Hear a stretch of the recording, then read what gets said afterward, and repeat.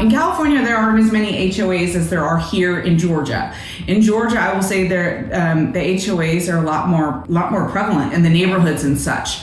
And so one of the big key things for me that was surprising was the HOA letter and minutes and requirements. And I'm not sure if it's attorney focused or if it's mortgage focused, but I was just surprised that we get a letter basically saying the homeowner is current. Tell me about what HOA letter does. Yeah, so an HOA is a mandatory homeowner association. We can have it with townhome style, condo style, garden style, any kind of neighborhood.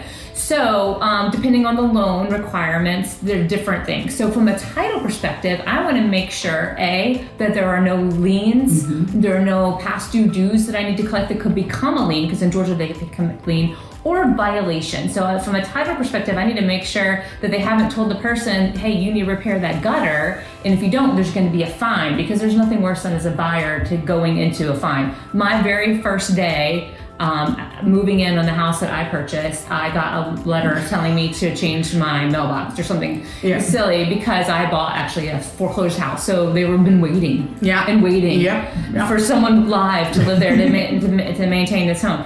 So what happens in that sort of situation, the way our documents work, the contract says the seller pays for a letter of good standing, and it tells you what the initiation fees are going to be for next year, and it tells you different things. Sometimes with that comes a booklet with all the HOA guidelines, the declarations of covenants and rules and regs. Sometimes that's all on email format because they're that thick. A lot of HOAs now have where you log into their website once you're a member and you can read it.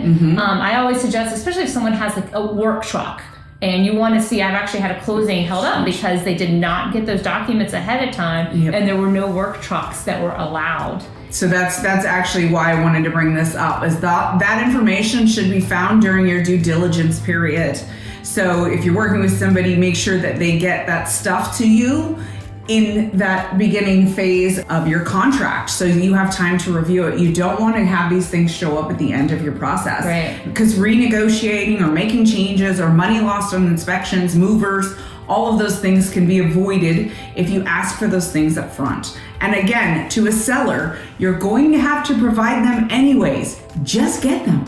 Just get them ahead of time. Make them available on the MLS when you make your listing. Just do it ahead of time. It's going to save everybody a lot of stress. Especially with investors. So if someone's coming in as an investor, we have homeowners associations that are no rental. It's you huge. Cannot rent, you know. Yep. I actually had an athlete buy a house recently because he has multiple houses, and he bought it in an LLC name. And the HOA president's like, I just need something in writing saying he's going to live there as his resident. He can't rent. I'm like, dude, he'll be fine. But it was just kind of, they're very strict here. If there's no rentals, there are no rentals. And the reason is financing. So that's the other complement to the HOA.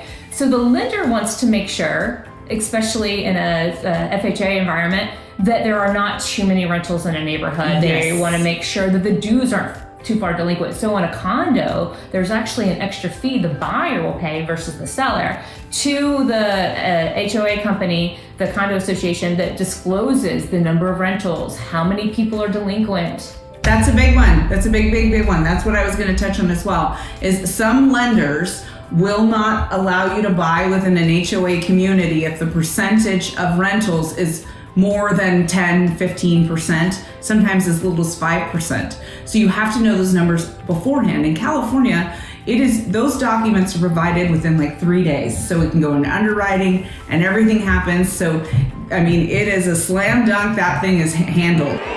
And there have been a few communities that got excluded that you couldn't finance in them because majority of them had turned into rentals. And what happened is that the foreclosure wave came and there was delinquencies and the dues being paid.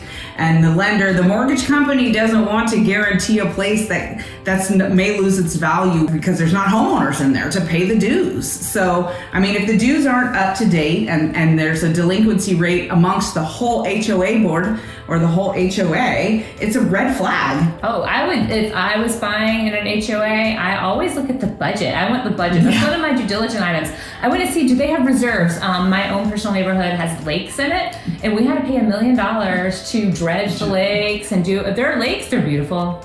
I love my walking trail in the Chattahoochee. I love all of the nature that we get to do. I'm there all the time. My kids are fishing, but they're expensive to maintain. So you're constantly having to look at, are you gonna have to pay a special assessment or something to that effect to maintain these amazing amenities that I guess Georgia's pretty unique with how many amenities our neighborhoods have. Absolutely. Most communities have a retention pond. The newer ones, at least, that are well planned, have a retention pond. You have to. There's so much water here. It is a huge, huge element. I'm dealing with it in my own community. I wasn't aware necessarily moving in either, and now I'm on the board, and it's a topic of conversation.